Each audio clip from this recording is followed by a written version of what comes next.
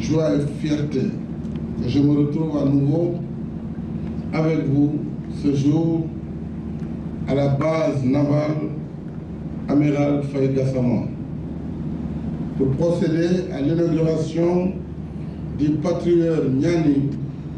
5 mois seulement après la cérémonie de baptême du Waalo. Celle du Niani qui nous réunit aujourd'hui me donne l'occasion d'avoir une pensée pieuse pour tous les marins qui, dans l'exercice de leur service à la nation, ont été arrachés à notre affection. Nous prions pour le repos de leur âme. Exprimons à leur famille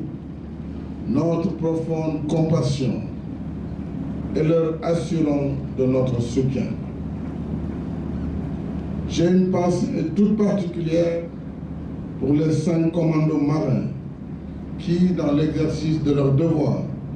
sont portés disparus en mer depuis 2 semaines. Leur disparition au cours d'une mission d'interception d'un navire impliqué dans le trafic international de stupéfiants rappelle l'exigence de rigueur du métier du marin et le risque inhérent au métier des armes, mais aussi la noblesse de l'engagement militaire fait de dons de soi, de sacrifice suprême. Ces héros ont incarné jusqu'au bout les valeurs cardinales professées par les devises des armées. On nous tue, on ne nous déshonore pas. Et de la Marine nationale, en mer pour la patrie. La mer est un espace de liberté, de loisirs et d'opportunités économiques. C'est aussi un lieu d'exercice de la puissance, de conflictualité, de violence, une zone de trafic illicite en tout genre. La sécurisation de ce vaste espace requiert par conséquent des moyens navals endurants et des capacités opérationnelles éprouvées. C'est la raison pour laquelle j'ai pris l'engagement il y a 10 ans de renforcer de manière significative le potentiel naval de la Marine nationale afin qu'elle soit en mesure de remplir pleinement son contrat opérationnel. Le programme d'équipement de la Marine inscrit dans le format des armées 2025 s'est traduit par l'acquisition progressive de vedettes côtières rapides, de bâtiments de surveillance côtière et de patrouilleurs de haute mer et d'un navire d'assistance publique,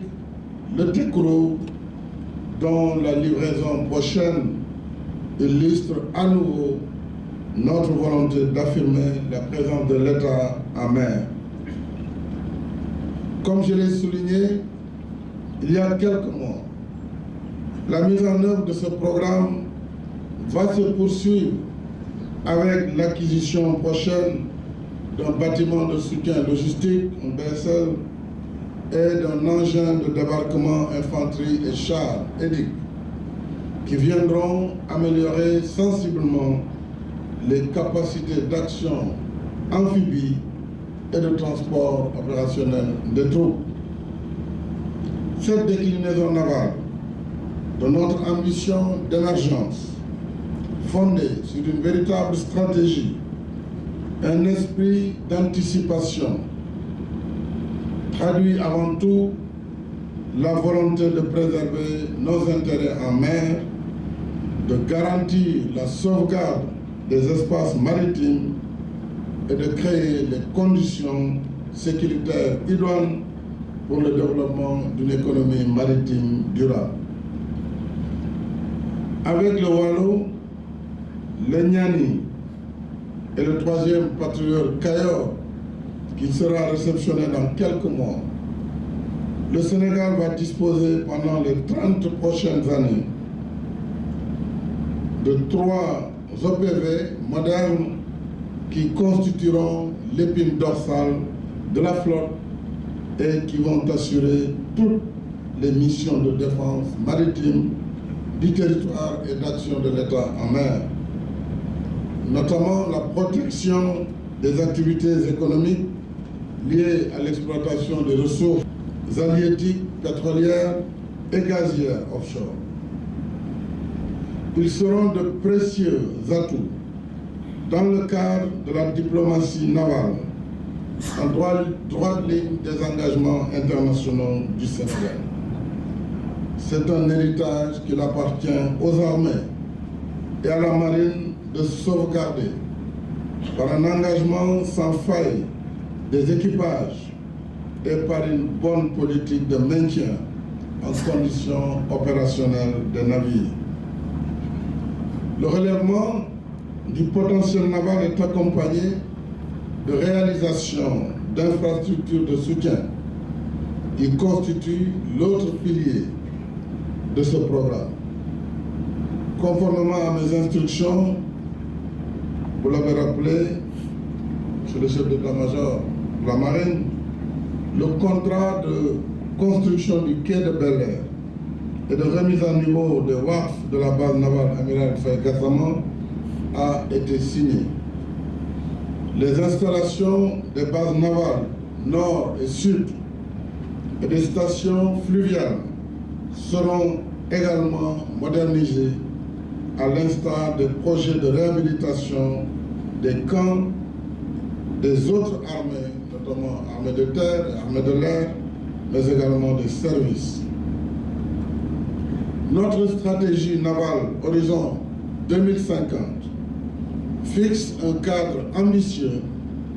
mais réaliste qui aidera la Marine nationale à mieux remplir ses missions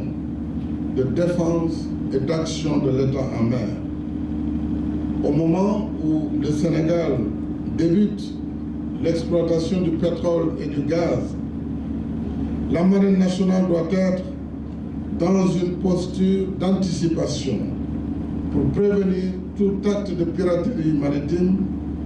de criminalité organisée et de vol à main armée contre les navires. Elle doit se préparer à cette mission aux côtés des autres administrations intervenant en mer dans une démarche interministérielle de mutualisation des moyens et des compétences. Monsieur le ministre des Forces armées, Mesdames, Messieurs les officiers généraux, Monsieur le Président du Conseil départemental de Koupentoum, dans la région de Tambacounda, le programme d'équipement dans les armées participe aussi à la revitalisation du lien armée-nation, car chaque équipement majeur associé à un terroir ou un personnage historique de notre nation nous renvoie à un pan important de notre patrimoine politique et socio-culturel. Le patrouilleur Niani perpétue cette tradition par le mémorial de l'héritage historique que nous a légué l'ancien royaume Niani. Le nom de Niani que nous avons donné au deuxième OPV 58S nous incite à nous remémorer la glorieuse contribution des peuples des terroirs de Ndongoussine, Koungheul Socé, à l'édification de la nation et à la construction de son récit national. Comment ne pas évoquer la place de la célèbre chanson Niani Bagna dans notre imaginaire social? Je voudrais saluer les autorités politiques, coutumières et les représentants des populations du département de Kopentoum, ici présent, et je voudrais distinguer le ministre Sidiki Kaba, ministre de l'Intérieur et ancien ministre des Forces armées. Le navire est le vôtre, Monsieur le Président du Conseil départemental. Il sera votre ambassadeur en mer et vous serez ses parrains et marraines à terre. Je voudrais également saisir cette occasion pour adresser mes vives félicitations au ministre des Forces armées, au chef d'état-major général des armées et au chef d'état-major de la Marine nationale pour le professionnalisme avec lequel vous pilotez le projet de construction des patriotes de haute mer. Au président du groupe Piriou, M. Vincent Fojo, je vous exprime toute notre satisfaction pour avoir construit 3 navires performants qui seront les fers de lance des missions de la Marine nationale sénégalaise. La cérémonie de réception du... Excellence, Monsieur le Président de la République, chef suprême des armées, tout d'abord, je voudrais vous souhaiter encore une fois de plus la bienvenue à la base navale Amiral Faye Gassama, ainsi qu'à la délégation gouvernementale qui vous accompagne. Comme il est de coutume à cette occasion, le discours d'usage du chef d'état-major de la Marine consiste d'abord à rappeler l'historique de cette célébration, ensuite faire le bilan des missions et des réalisations accomplies au cours de l'année précédente, et enfin annoncer les grandes perspectives qui vont structurer nos actions de commandement au cours de la nouvelle année. Avec votre autorisation, Monsieur le Président de la République, je voudrais à l'entame de mes propos souligner le caractère particulier de la célébration de cette année. En effet, dans la nuit du vendredi 5 janvier 2024, en opération de lutte contre le trafic international de drogue au large de Dakar, 5 commandos marins de l'élite des opérations spéciales ont été portés disparus en pleine action dans le naufrage du navire des trafiquants de drogue, volontairement sabotés par ces derniers pour effacer toute trace de leur activité illicite. Au moment où il y a plus d'espoir de les revoir vivants, je voudrais profiter de cette occasion solennelle pour partager avec vous des pensées pieuses et formuler des prières de miséricorde divine à leur endroit. Je voudrais aussi saluer l'héroïsme de nos hommes qui ont accompli leur devoir jusqu'au sacrifice suprême en servant leur patrie en mer. Monsieur le Président de la République, servir en mer est toujours à haut risque, car au-delà de la complexité de la mission militaire ou de police, nous sommes en tout temps confrontés à l'hostilité du milieu marin qui ne pardonne aucune erreur de notre part. Mourir en mer, pour les marins que nous sommes, est certes la mort la plus noble et la plus idéale, car elle porte la marque exceptionnelle de notre métier qui a longtemps émerveillé les hommes et les philosophes, que l'un d'entre eux, ne pouvant se retenir devant tant de bravoure et de témérité, s'exclamait « il y a bien les morts, les vivants et les marins ». Monsieur le Président de la République, je voudrais aussi exprimer ma compassion pour les familles des disparus et réitérer ma volonté sincère de les soutenir en toutes circonstances pour leur permettre de supporter l'épreuve lancinante de la perte d'êtres chers et irremplaçables. Par ailleurs, dans la même veine, je souhaite prompt rétablissement à nos frères marins, blessés, malades ou alités où qu'ils se trouvent, et qu'ils sachent que la marine est toujours derrière eux. Monsieur le Président de la République, l'anniversaire de la marine n'est pas une fête patronale où l'on célèbre un patron religieux ou mythologique, comme la plupart des autres fêtes des armées. La fête de la marine, c'est plutôt la célébration d'un acte de souveraineté qui marque la prise en charge par nous-mêmes du commandement et de la destinée de notre marine.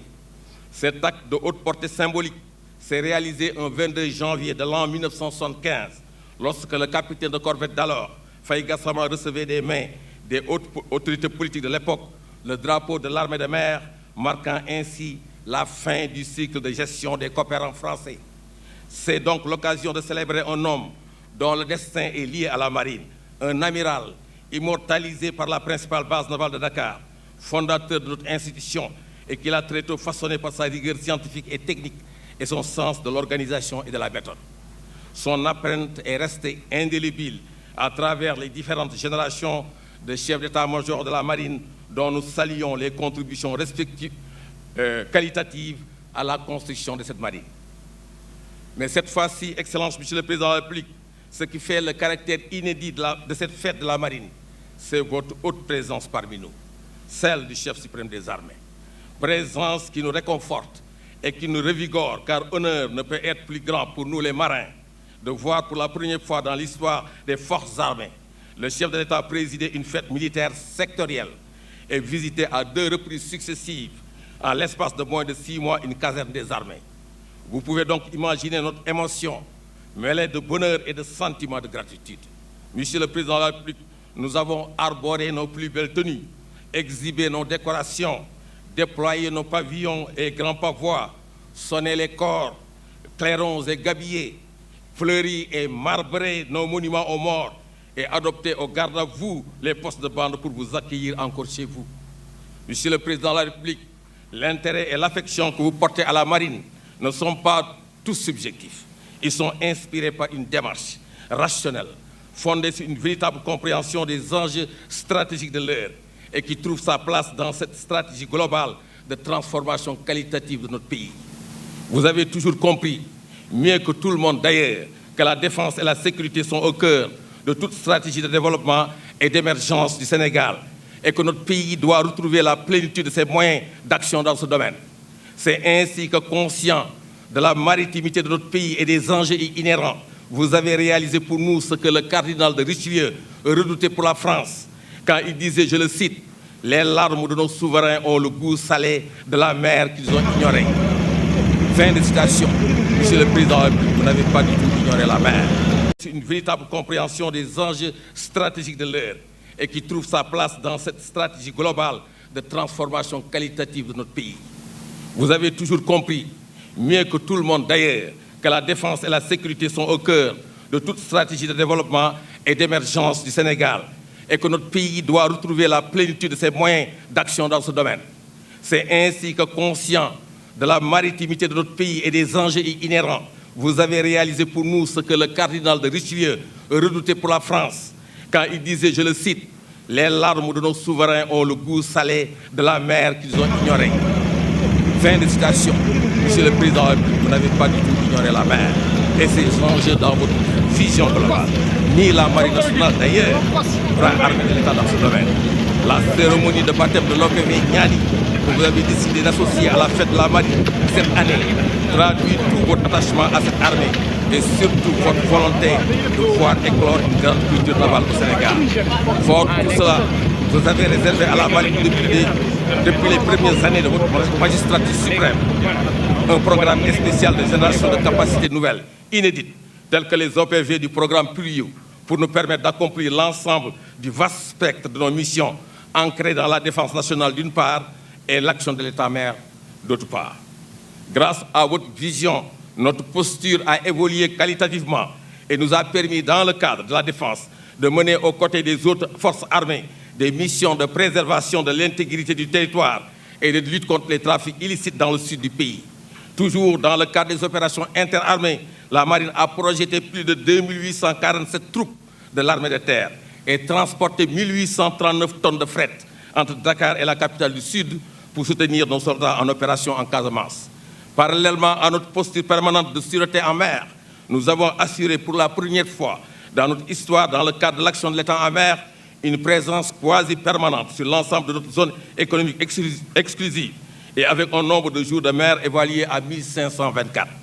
Cette présence permanente a permis de lutter contre la pêche illicite, non déclarée, non réglementée, avec le contrôle systématique de tout navire de pêche et l'arraisonnement de 13 navires délictueux. Elle a aussi permis de garantir la protection de toutes les activités de recherche scientifique en mer et de développement des puits de pétrole et de gaz, aussi bien pour le jugement offshore GTA que celui de Sangomar.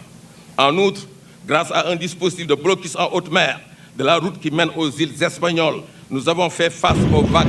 successives des migrants irréguliers, empruntant sans conscience des dangers et de l'hostilité de la mer la voie maritime et nous avons ainsi sauvé la vie de presque 10 000 personnes.